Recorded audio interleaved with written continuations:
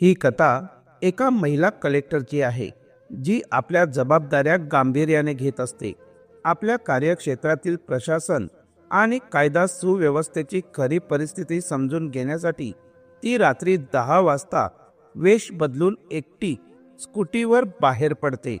ही घटना त्या काळातील आहे जेव्हा आदिती नावाची ही महिला कलेक्टर नुकतीच छत्तीसगडच्या एका जिल्ह्यात नियुक्त झाली होती.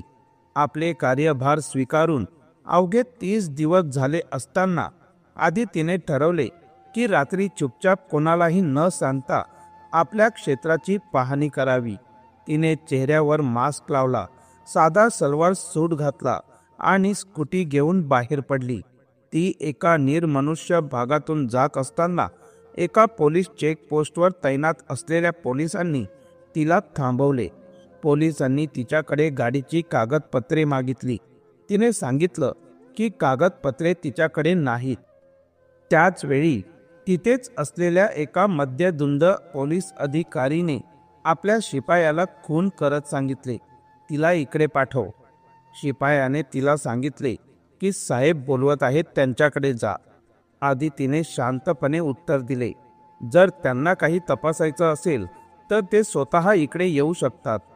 हे ऐकून शिपायाला राग आला आणि त्याने अश्लील शब्दांचा वापर करत तिला अपमानास्पद बोलणे सुरू केले. त्याने तिला बाजारू बाई म्हणत तिरस्काराने विचारलं, धंदा करायला बाहेर आली आहेस का? साहेब बोलवत आहेत, लगेच जा. आदिती शांतपणे त्या पोलीस अधिकाऱ्याकडे गेली. तिच्या चेहऱ्यावर मास्क असल्याने तो तिला ओळखू शकला नाही. त्याने तिला मास्क काढण्यास सांगितले. तिने नकार दिल्यावर त्याने पुन्हा जोर दिला. शेवटी आदितीने मास्क काढला, पण तरीही त्या पोलीस अधिकाऱ्याला तिची खरी ओळख ओळखू शकला नाही. तो तिला वरपासून खालपर्यंत न्याहाळत म्हणाला, डॉक्युमेंट्स नाहीत म्हणजे दंड भरावा लागेल. आदितीने विचारले, किती दंड? पोलिसाने हसत उत्तर दिले, 3000 रुपये. आदिती शांतपणे म्हणाली, इतका जास्त दंड? थोडं समजून घ्या. यावर तो हसत म्हणाला, समजून घ्यायची गरज नाही. तुला आणखीही काही पर्याय आहेत. स्कूटी इथेच सोड आणि दुसऱ्या गाडीत बसून निघून जा. गाडी हवी असेल तर थेट पोलीस ठाण्यातून जाऊन घे. यावर आदितीने पुन्हा विनंती केली, कृपया मला लवकर जाऊ द्या. त्यावर तो पोलीस अत्यंत विकृत हसत म्हणाला, बघ, जे काम तू तिकडे करायला चालली आहेस तेच इथेही करू शकतेस. इथे सर्व सोय आहे. गाडीत बस. तुला 1 रुपयाही द्यावा लागणार नाही. फक्त 5-10 मिनिटाचाच तर प्रश्न आहे. हे ऐकून आदितीचा संताप अनावर झाला, पण तिने संयम राखण्याचा निर्णय घेतला. जर तिने त्याच वेळी स्वतःची ओळख सांगितली असती तर परिस्थिती अधिक बिघडू शकली असती. पोलीस गोंधळून गप्प बसला असता किंवा तो अधिक आक्रमक झाला असता. त्यामुळे आदितीने शहाणपणाने आपली ओळख उघड न करण्याचा निर्णय घेतला. तेवढ्यात तो पोलीस उठला आणि आदितीच्या खांद्यावर हात ठेवत त्याला सहलवू लागला. हे पाहताच आदितीने जोरात त्याचा हात झटकला आणि मागे सरकली. ती हादरली होती, पण तिने स्वतःला सावरले. एक शिक्षित महिला असल्याने तिला माहीत होतं की हा योग्य क्षण नाही. ती विचार करत होती, आता काहीही होऊ शकतं.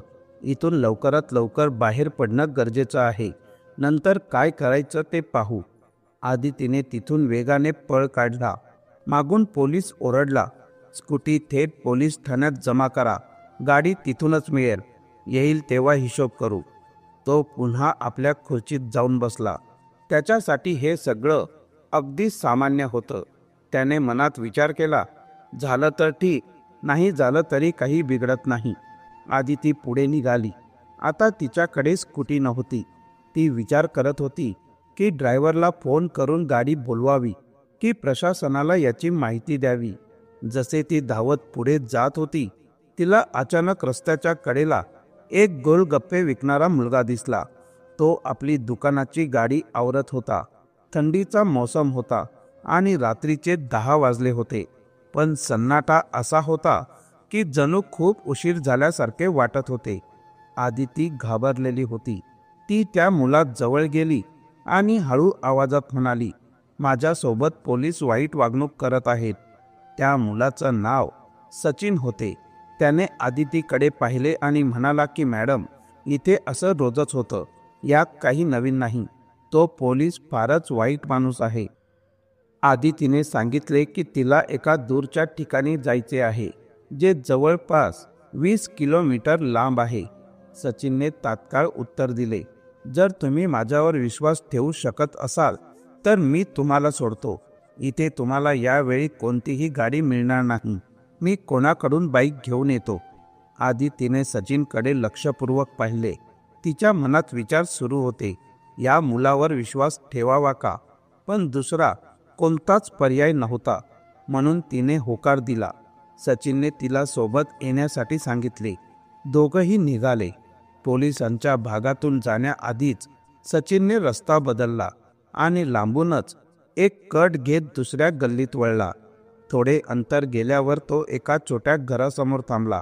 त्याने दरवाजा उघडला आणि आदितीला म्हणाला, तुम्ही इथे बसा, मी बाईकची व्यवस्था करून येतो.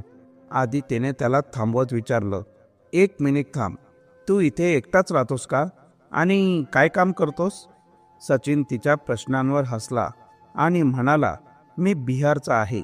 इथे गोलगप्पे विकतो. अजून लग्न झालेलं नाही. घरच्यांनी मुलगी शोधायला सुरुवात केली आहे. हां, मी इथे एकटाच राहतो. आदितीने त्याचं पूर्ण नाव आणि इतर काही गोष्टी विचारल्या. सचिनने कोणताही आडेवेडा न घेता स्पष्ट शब्दात उत्तर दिले. त्यानंतर तो बाईक आणण्यासाठी निघून गेला. थोड्या वेळाने तो परत आला आणि म्हणाला, आता भाऊ कुठेतरी बाहेर गेले आहेत. त्यांना यायला उशीर होईल. दुसऱ्या कोणाकडून बघतो. तुम्ही आत या, बाहेर खूप थंडी आहे. आदिती आधी घराच्या बाहेर उभी होती, पण आता तिने दरवाजा उघडून आत पाऊल टाकले. आत गेल्यावर तिने सर्वत्र नजर फिरवली. ती पाहते की सचिनचे घर खूपच साधं होतं. एका बाजूला एक जुनी खाट ठेवलेली होती. भिंतीवर ईश्वराचे चित्र होते. त्यावरून तिला जाणवले की तो नियमित पूजा अर्चना करतो. खोलीत काही ग्रंथ आणि पुस्तके ठेवलेली होती, काही धार्मिक तर काही कथा आणि कादंबऱ्या. त्यावरून तिला जाणवलं की तो शिकण्याची आणि वाचनाची आवड असलेला मुलगा आहे. आदितीला हे पाहून आनंद झाला की साध्या परिस्थितीत राहूनही सचिन नवनवीन गोष्टी शिकण्याची आवड ठेवतो. काही वेळाने सचिन बाईक घेऊन परत आला आणि म्हणाला की मॅडम चला, मी तुम्हाला सोडतो. आदिती त्याच्याकडे पाहत म्हणाली, आता रात्रीची वेळ आहे, बाहेर खूप थंडी आहे. जर प्रवास केला तर माझी आणि तुझी तब्येत बिघडू शकते. जर पुन्हा काही अडचण आली तर काय करायचं? इथे राहायची काही व्यवस्था होऊ शकते का? सचिन थोडा गोंधळला आणि म्हणाला की मॅडम, तुम्ही इथे कशा राहणार? तुम्ही शिकलेल्या मोठ्या घरच्या आहात आणि मी एकटा मुलगा आहे. तुम्हाला इथे थांबणं योग्य वाटेल का? आदितीने हसत उत्तर दिले, असं काही नाही, मला काहीच त्रास नाही. मग तुला का वाटतोय? हां, जर तुला खरंच काही अडचण होत असेल तर मग मला गाडीने सोडून दे. सचिन काही वेळ विचारात पडला आणि म्हणाला की ठीक आहे, जर तुम्हाला थांबायचं असेल तर थांबा, मला काहीच हरकत नाही. मी बाहेर जाऊन कुठेतरी झोपतो, सकाळी परत येतो. आदितीने त्याला थांबवत हसून म्हटलं, अरे बस की, मला तुझ्याशी थोडं बोलायचं आहे. ये, थोडं बसून गप्पा मारूया. सचिनला हे ऐकून थोडंसं अजब वाटलं, पण त्याने बाईक परत केली आणि आपल्या खोलीत परत आला. तो परत आला तेव्हा आदितीने त्याला विचारलं, अच्छा, तू जे गोलगप्पे विकलेस त्यातले काही उरले आहेत का? सचिनने गाडीसोबत उरलेलं सामान आणलं आणि आदितीला गोलगप्पे खायला दिले. आदिती गोलगप्पा खातच म्हणाली, वाह, तू कमालचे गोलगप्पे बनवतोस. इतका स्वादिष्ट चव मी खूप दिवसांनी चाखली आहे. तेव्हा तिला अचानक आठवलं की काही मुलींना गोलगप्पे प्रचंड आवडतात, मग त्या कोणत्याही पदावर असोत. तिने मनाशी ठरवलं की काहीही झालं तरी गोलगप्पे तर खाणारच. आता आदिती आणि सचिनमध्ये बोलण्याचा सिलसिला सुरू झाला. मात्र आदिती आपल्याविषयी फार काही सांगत नव्हती. ती स्वतःला साध्या कुटुंबातून आलेली असल्याचं सांगत होती आणि स्कूटी देखील कुणाकडून तरी उसने घेतली असल्याचं सांगत होती. तिने साधे कपडे परिधान केले होते, पण सुशिक्षित व्यक्तीचं तेज तिच्या व्यक्तिमत्वावरून सहज जाणवत होतं. सचिनला हे समजलं होतं की आदिती शिकलेली आणि समजूतदार मुलगी आहे. त्यानंतर आदितीने सचिनबद्दल विचारायला सुरुवात केली. सचिनने आपली गरिबीची कहाणी सांगायला सुरुवात केली. तो गोलगप्पे विकत होता कारण त्याचं कुटुंब आर्थिकदृष्ट्या कमकुवत होतं. मात्र आता तो घरी पैसे पाठवत होता आणि कुटुंबाची परिस्थितीही थोडीफार सुधारली होती. गोलगप्पे विकूनही चांगले पैसे मिळू शकतात, पण मी माझ्या साध्या आयुष्यात खूप आनंदी आहे, सचिन म्हणाला. तो वेळ मिळेल तेव्हा पुस्तके वाचायचा आणि स्वतःला सतत सुधारण्याचा प्रयत्न करत होता. त्या रात्री खूप गारवा वाढला होता. सचिनकडे फक्त एकच रजाई होती, जी त्यांनी दोघांनी पायांवर घेतली आणि गप्पा मारत राहिले. सचिन म्हणाला, तुला खूप भूक लागली असेल ना, मी काहीतरी करून देऊ का? आदितीने हसून उत्तर दिलं, या वेळेला काय करणार, गोलगप्प्यांनीच पोट भरलं आहे. तरीही सचिनने कुकरमध्ये खिचडी शिजवायला ठेवली. खिचडी तयार झाल्यावर त्यानं वेगवेगळ्या ताटांमध्ये वाढली. आदिती म्हणाली की तूही खा. सचिनने स्वतःची प्लेट काढली आणि दोघंही खायला लागले. खाता खाता दोघंही एकमेकांकडे पाहत होते आणि गप्पा मारत होते.